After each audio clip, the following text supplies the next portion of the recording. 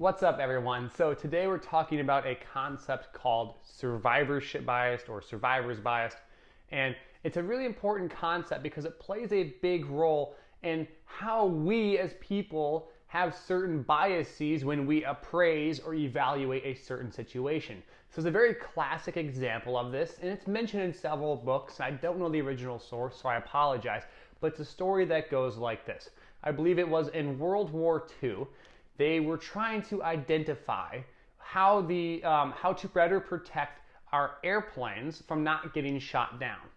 And so what happened was they gathered all these statisticians and they gathered all the airplanes that had returned from battle, and they looked at the airplanes and tried to decide how they should reinforce the airplane's armor in order to make sure it didn't get shot down or had less likelihood of getting shot down. So what happened was they brought all these airplanes in, and these statisticians got in an argument because there were two schools of thought, one school of thought actually being more correct than the other. So let's start with the false one first. The first group of statisticians were like, look, everywhere that there are bullet holes on this airplane, traditionally it looks like the wings and the tail wings, we should reinforce with armor because that's where they're getting shot. Now on the surface, that might make some logical sense, right? Well, look, this is where the bullet holes are occurring. We need to have more armor there. This is where survivor bias comes in. These are planes that made it back. They made it back from battle. So whatever armor they had and they took on bullets, they didn't go down. So the other group of statisticians said, no, we shouldn't put more armor and reinforcement on the place where bullet holes are. We should put it where bullet holes are not, because the planes that came back were able to handle the bullet holes on the wings and being shot there, but the planes that didn't come back must have meant that they were getting shot in this other spot. And so what this is a great example of is called survivorship bias. We're only analyzing certain aspects of a group that doesn't represent the whole. Another example of this is if we look at like a single individual, maybe a winner, and then in that case the survivor, the number one in a group, like Usain Bolt, for example, and say, well, we should have all of our athletes look like Usain Bolt. And they should have, I guess, scoliosis too, because that's what Usain Bolt has and all these abnormalities. But that's not the best way of looking at it, because we're not taking into the entire cohort of successful individuals.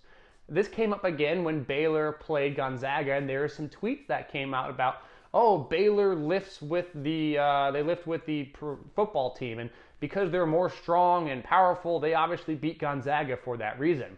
Well, there's a lot of teams that lost and didn't make it to the championship that also lifted with the football team and probably very similar to Baylor. So we have a bias towards accrediting the winners with some specific attribute that we can point towards. Again, survivorship bias. This is really important because when we evaluate our training programs and methods that might work, we cannot just cherry pick very successful athletes and ignore the majority of other individuals of quote unquote successful athletes that don't carry that trait. For example, if we just looked at the winner of like Usain Bolt in a 100-meter Olympic sprint, well, all of the other athletes that participated are still ultra elite athletes. They are amazing athletes, and that cohort of group should be looked at as an entirety, not just the single best of the group, but the entirety of the group and what commonalities exist within it. So going back to the concept of survivorship bias in the original story about the planes, we can't just look at one group of the planes, those that returned, but we need to look at the entire context of all the airplanes in order to understand what's actually taking place. And again, being applied to strength conditioning and sports performance, we need to look at the entire cohort of athletes and say, okay, these are the common traits that make a group of them more successful than the other group, versus just pointing out at single individual aspects and attributing all the success to it based on whether or not they had quote unquote survivorship or single event success in the case of winning the tournament, March Madness, or winning an Olympic race or whatever it might be.